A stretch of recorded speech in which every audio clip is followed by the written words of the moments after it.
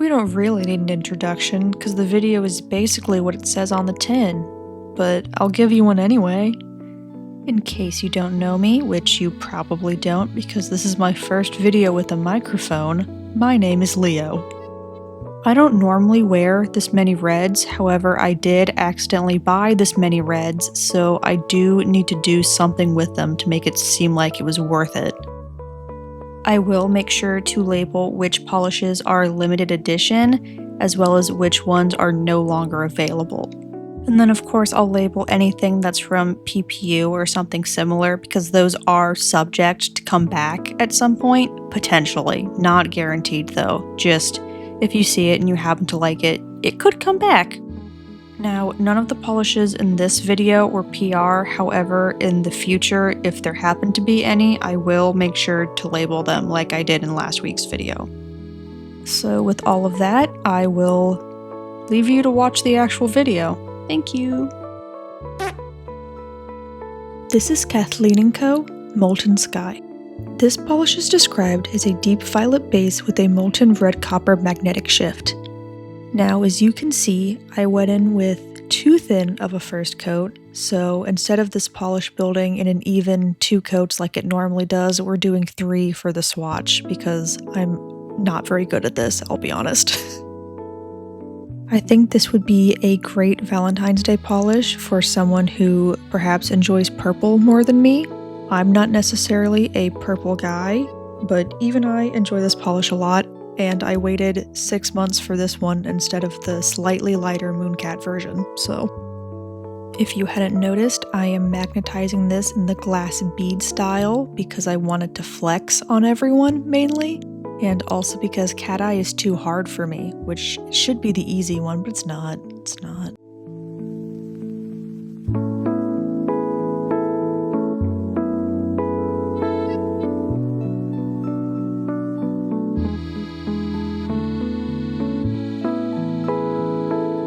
This is I Burn For You from Roy Lily. It's described as a red base with a pink to gold shifting shimmer and holographic sparkle. In this polish, I don't think you really get a pink shimmer. It's more red than anything else. I think this comes off as just a really dimensional, true red polish. Now, technically, you can get away with this in just 1 coat. However, I would recommend 2 because that second coat adds a lot of depth to the base of the polish, and I think it's kind of necessary, honestly. The holo in this is beautiful. It's super, super stunning. I personally didn't have any staining. However, I will probably wear this for a little bit longer and get back to you on that because I have heard that Roy Lily polishes stain. However, that is the price that you pay for how saturated these freaking colors are. Now, this color isn't available anymore, however, I do believe that their Christmas Pills shade is very, very similar, so it might be worth checking out if you really like this one.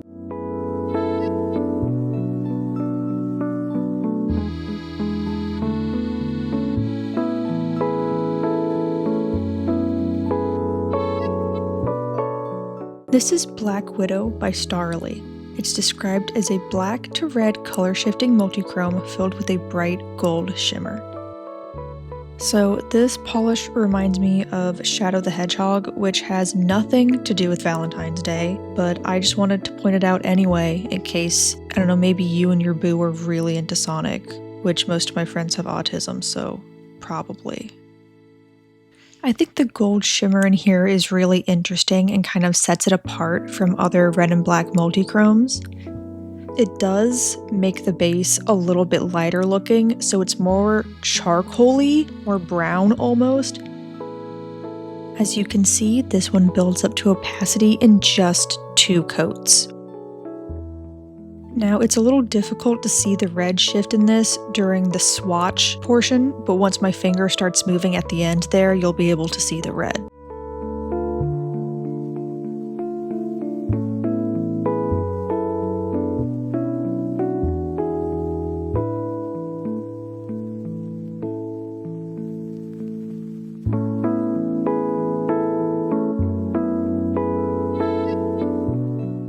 This is Coven by Haunted Polish. So this is a super dark red polish. It's super dark. The base is basically black in most lighting. However, you do have this beautiful ethereal red shimmer. It's that large particle red shimmer that you're used to seeing in ethereal and haunted polishes. And you can see it in a lot of different lighting situations, not just full sunlight. This one is for all my goth baddies, anyone who is feeling a little bit Morticia Addams this Valentine's Day. This one is for you. Now, this polish actually dries down a little bit more satin than you would kind of expect based on how it looks in the bottle. I think the base being so opaque kind of does that, so you definitely want a nice glossy top coat for this one. This is I'm Haunted from Polished for Days. It's described as a deep mauve base with an orange to yellow to green shifting iridescent shimmer and holographic microflakes. Yes, this is another Halloween polish I've chosen for Valentine's Day, and it won't be the last one you'll see. I think the mauve base in this is super flattering, and I also think it's just wintry enough to wear throughout all of February and not just Valentine's Day. The hollow flakes in this also look stunning even in subpar lighting conditions like my bathroom. I actually used this to fix some popped peelies that I had later in the day. And I kept it on for a while because I just enjoyed it so much.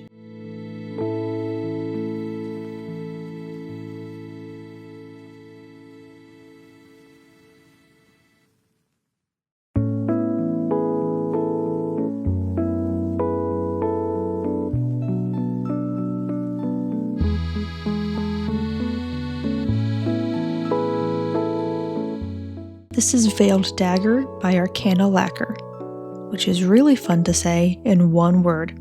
Arcana Lacquer. Arcana Lacquer. It's fun. You should do it. It's described as a soft gray base with red to orange shimmer. So I don't know why, but when I bought this, I thought this was going to be a sheer polish. It's not. I'm not disappointed by any means, but it does actually cover your visible nail line.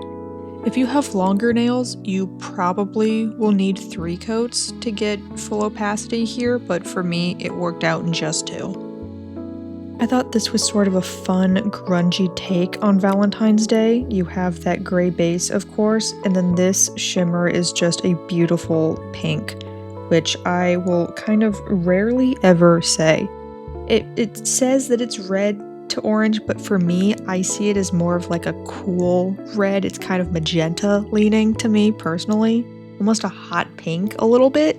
I also found this polish self-leveled like a dream, so thank you Arcana for that. Always appreciated because I'm really bad at leveling my own coats.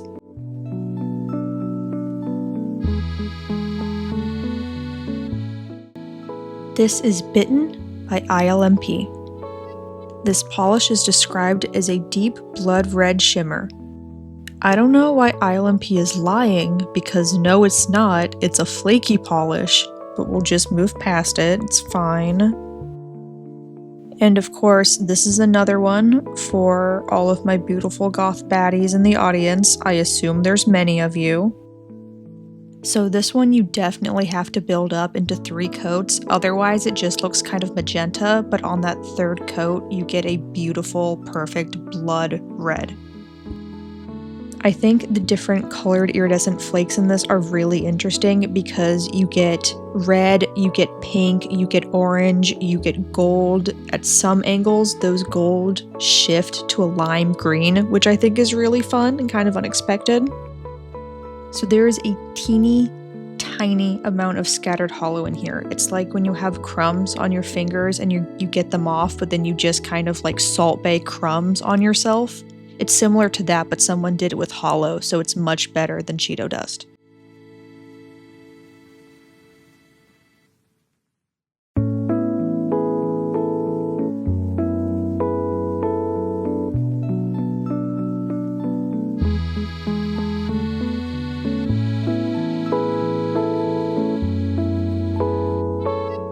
This is Tectonic Shift by Mooncat. It's described as a matte seafoam green lacquer jam-packed with color-shifting yellow to orange to pink ultra-fine flakies. I have no idea why they keep discontinuing this formula. It's super fun, and I honestly don't have any issues applying it personally.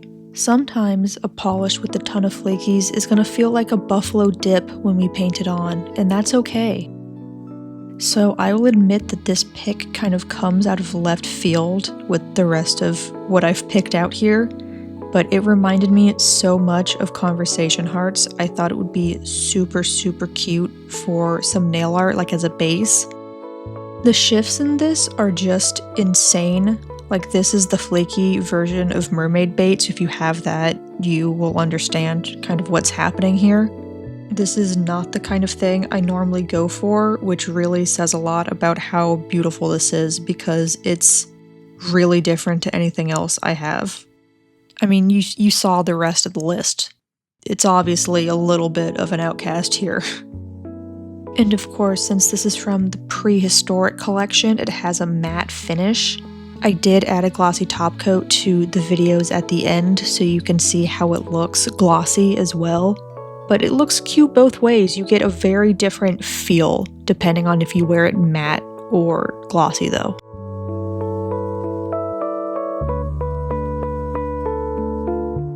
This is Pomegranate Seeds by Bee's Knees Lacquer.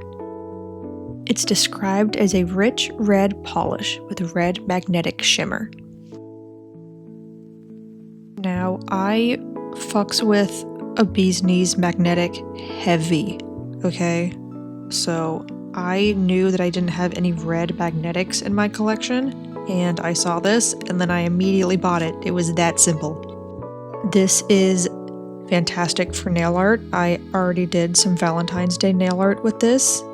It was super easy to work with. I really only needed the one coat pretty much for what I was doing, so super happy about that.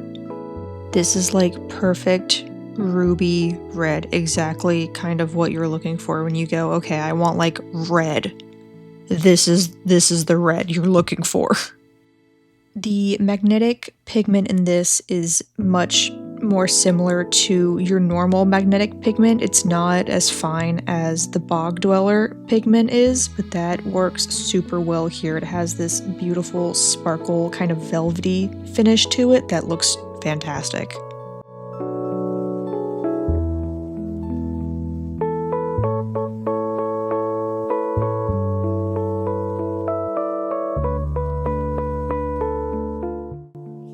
Lastly, this is Smedge Haze by Cleona Cosmetics.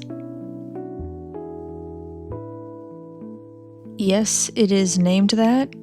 So I assume the name is in reference to one of their eyeshadows named Hedge Maze, which I do own. However, it's like a deep blue-green. So I'm not really sure why it's named that. Silly names aside, this polish is stunning, and I've seen multiple people wear it along with me this past week, which I kind of adore. It's described as a warm jelly brown base with contrasting bright green to aqua to purple shifting microflakes. On me, it's a very warm-leaning berry color, which sounds somewhat contradictory, but I promise it's not. It makes sense to me, so. This description doesn't really capture the pink that I think you really get with this. Like, there's definitely a pinkness to this. The base is kind of raspberry jam to me. It's very berry.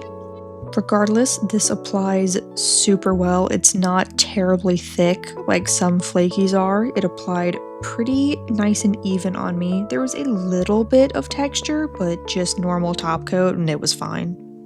Now, this isn't a dupe for Mooncat's Lust for Vengeance. However, I feel like they do have very similar vibes, so if you weren't able to get that one, this could be a great alternative. Something about the color in this is just scrumptious to me. Like, it just is delicious to the eyes, and if I could eat it, I probably would. I do not think Cleona Cosmetics get nearly enough hype. I think they have some really well formulated polishes, this being one of them.